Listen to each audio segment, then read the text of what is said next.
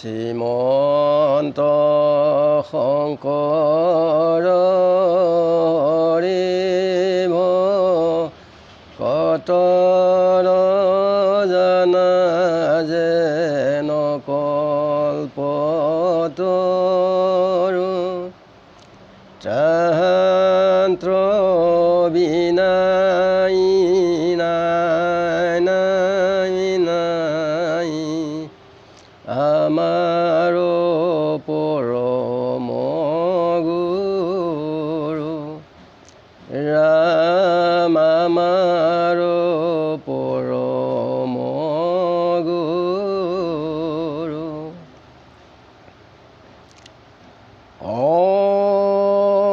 ॐ नमो भगवती वासुदेवाय। आदि सत्र যুগে শুদ্ধ ধৰ্ম আছিলে কমাত্ৰ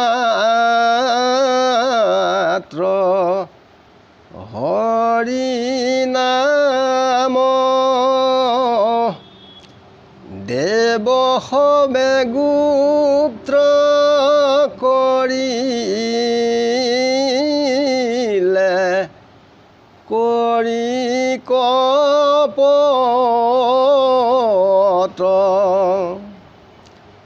হেন হৰি নাম ব্যক্ত কৰি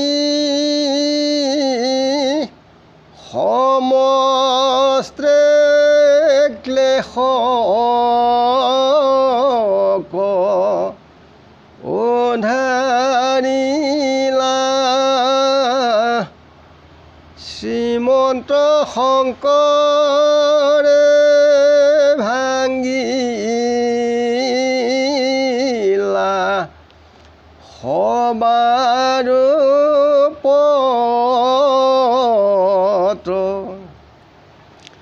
কৃষ্ণক নভজি আন দেৱতাক কিয় ভজে?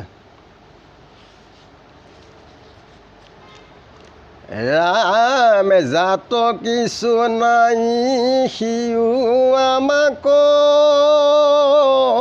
ভজয় ভকতিৰ শ্ৰাদে মুকুতি কোন গণয়। তাত কিছু নাই দেখি দৰিদ্ৰ লক্ষণ আমাক নভজে ৰাজা জানা মূৰ্খজন।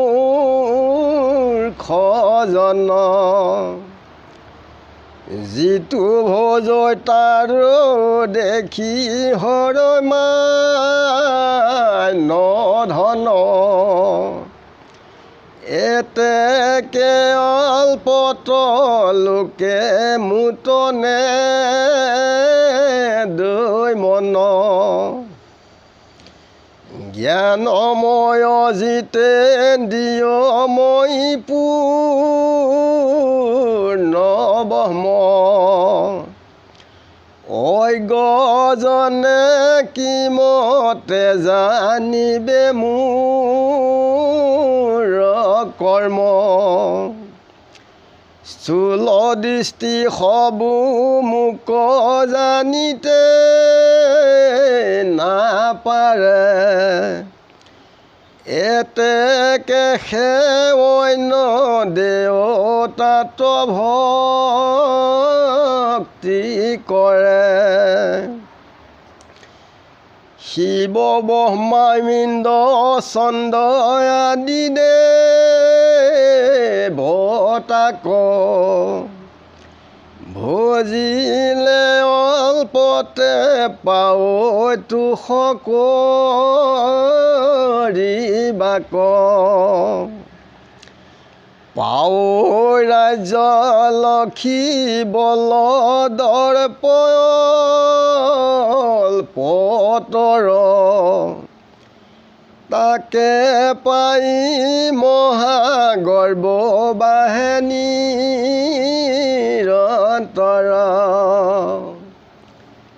ঐশ্বৰ্যৰ গৰ্বে পাছে নগনে আমাক অল্পতে বিনাশ হুৱে জানিবা ইহাক শুকনি গদতি শুনিলা পৰীক্ষিত শুনি যুধিষ্ঠিৰ ভৈলা সংশয় বৰ্জিত ব্ৰহ্মা বিষ্ণু শিৱ আদি দেৱগণ যত বৰ দিবে সাপ দিবে সবাৰে সমৰ্থ শয়দেৱৰ সাপ দেন্ত ব্ৰহ্মাশূল পানী কৃষ্ণে পুনুনে দন্ত জানিবা মহামানী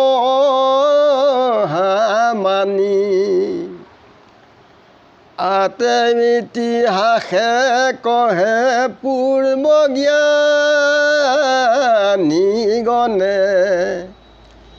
কহোঁ সেই কথা ৰাজা শুনা সাৱধানী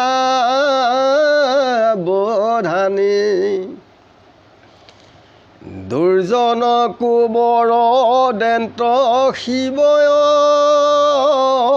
কপট আপুনি পাৱন্ত পাছে বিষম সংকট মহাবলৱন্ত বৰ দিলাৰা বনক উভাৰিয়া বলে সিটো টানক লাখক ৰাখ ৰাখ বুলি পাছে কৰন্ত কাতৰ তেবে খেথা পিলা আৰু দিয়াব হুতৰ বৰ দিয়া বানক ভলন্ত পুৰ কাল ভিত্ৰ যেন ৰক্ষা কৰি আছা কতো কাল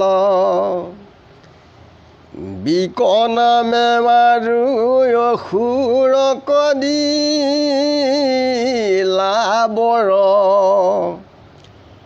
তাতো আতি মহাভয় লভিলা শংকৰ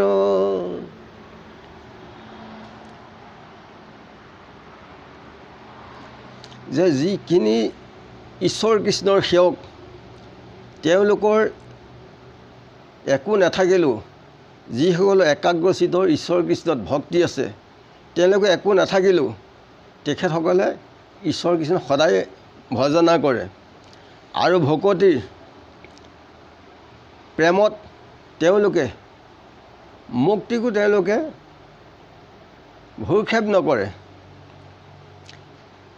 এই দৰিদ্ৰৰ অভাৱ দেখি আন বন্ধু বান্ধৱ কৃষ্ণ ভকতৰ ওচৰলৈ নাহে কাৰণ গ'লে তামোল অকণমান চাহ অকণো দিব নোৱাৰে কৃষ্ণৰ ভকতে সেইকাৰণে কৃষ্ণই কৈছে যে আমাক সেইকাৰণে মূৰ্খবিলাকে জানি পেলাই আমাক নভজে যে মোক ভজিলে ধন টকা পইচা একো নাপায় যে যিজনে মোক ভজে তেওঁ কি হয় ধন মান সন্মান সকলোবিলাক নাইকিয়া হয়।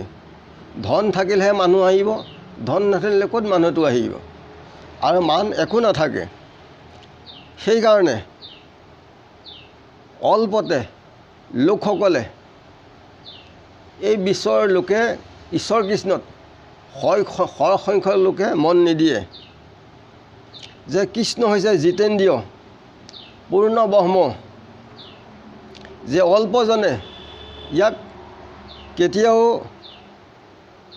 জানিব নোৱাৰে, যে স্থূল দৃষ্টিৰে ঈশ্বৰ কৃষ্ণক অজ্ঞানী হৈ গ'লে কেতিয়াও ভাবিব নোৱাৰে। সেইকাৰণে অন্য দেৱতাক ভজে, যেনে লোভ মোহ কাম ক্ৰোধ দম্ভ দস্য, এইবিলাকক ভজনা কৰে। ইন্দ্ৰ ব্ৰহ্মা চন্দ্ৰ আদি কৰি এওঁলোকক ভজিলে অল্পতে ফল পায়, আৰু সেই ফলত ৰাজলক্ষ্মীৰ বল দৰ্পত অলপহে পায়। তেওঁলোকৰ কি হয়, মদৰ গৰ্বত তেনেও উফন্দি ফুৰে, যিবোলে মই ধনৱন্ত কুলৱন্ত বিদ্যাৱন্ত, আমাৰ সমান কোন আছে, এইবুলি কৃষ্ণৰ ভকতক বৰ হেয় জ্ঞান কৰে। ঐশ্বৰ্যৰ মদত ঈশ্বৰ কৃষ্ণকেই গণনা নকৰে। সেইকাৰণে অল্পতে তেওঁলোক এই সংসাৰৰ বিনাশ হয়। বেমাৰ আজাৰ শোক দুখ তাপ জ্বালা যন্ত্ৰণা এইবিলাকত সদায় নিকাৰ ভুঞ্জি থাকিবলগীয়া হয়। যে শোকে পৰীক্ষিতক কৈছে, আমাৰ মনুষ্য লোকৰ লোক পৰীক্ষিত স্বৰূপ সকলো লোককে কৈছে এই কথা। যুধিষ্ঠিৰক কৈছে কৃষ্ণই, যি লোক স্থিৰ অৱস্থাত একাগ্ৰচিত্তৰ কৃষ্ণত যাৰ ভক্তি আছে, তেখেতসকলকে যুধিষ্ঠিৰে কৈছে স্থিৰ হৈ থাকিলে, যে ব্ৰহ্মা বিষ্ণু শিৱ এওঁলোক সকলোৱে বৰ দিব পাৰে, শাপো দিব পাৰে, তেওঁলোকৰ সমৰ্থ আছে। কিন্তু ব্ৰহ্মা আৰু শিৱই সোনকালে তেওঁলোকে শাপ আৰু বৰ দিয়ে, কিন্তু কৃষ্ণই নিদিয়ে। যে ইতিহাসৰ পূৰ্বৰ জ্ঞানীসকলে কৈছে যে দুষ্ট দুৰ্জনকো যেনি বৰ দিয়ে শিৱই অকপতে, তথাপিতো পাছত মহা দুৰ্ঘোৰ সংকটত পৰিবলগীয়া হয়। তাত কি হয়, কৃষ্ণইহে উদ্ধাৰ কৰিবলগীয়া হয়।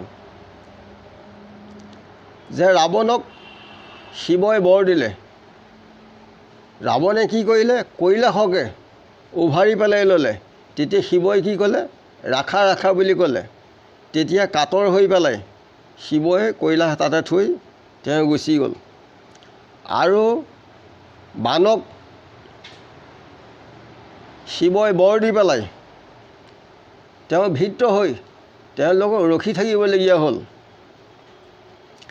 যে বিক নামৰ অসুৰকো শিৱই বৰ দিলে, এই বৰৰ প্ৰভাৱত মহাভয় হৈ স্বৰ্গ মৰ্ত্য তিনতলৈক দৌৰি ফুৰিবলগীয়া হৈছে।